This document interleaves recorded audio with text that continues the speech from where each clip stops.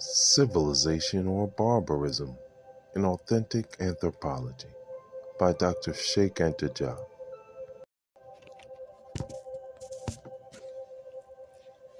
Charles Perrin, Mediterranean Proto-History and the Asiatic Mode of Production.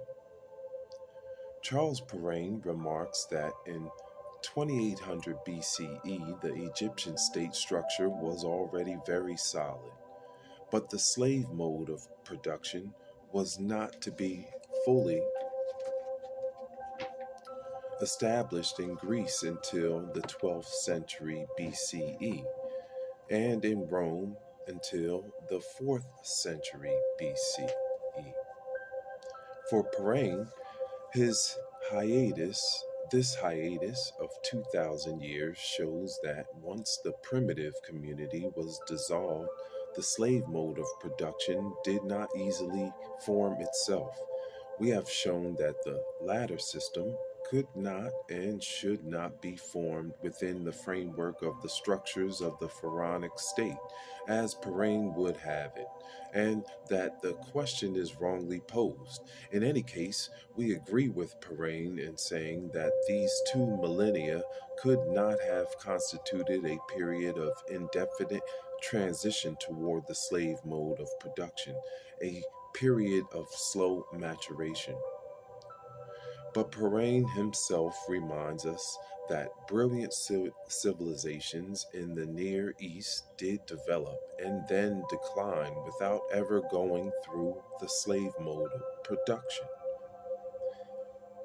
He considers that megalithic, Creto-Mycenaean, and Etruscan civilizations developed at different levels following the path of the AMP. Perrin writes, "Now these 3 entities were not formed somewhat spontaneously following a so-called regular passage from the primitive to the Asiatic society.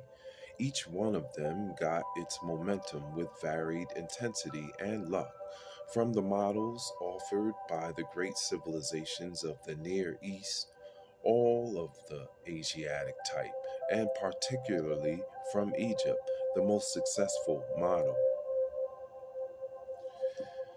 Need it be recalled in passing that this is the one point of view that we defended in 1954 in Nations Negre et Culture, and which now seems to be accepted more and more.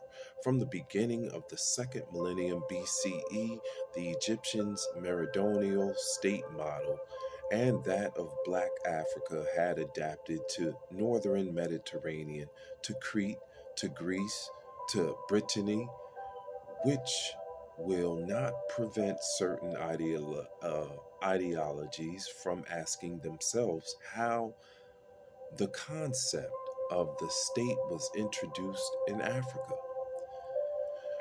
But Perrin makes a distinction between the concepts of generalized slavery and slavery itself, and feudal statute labor before analyzing the above cited 3 civilizations. We'll stop there and continue with civilization or barbarism.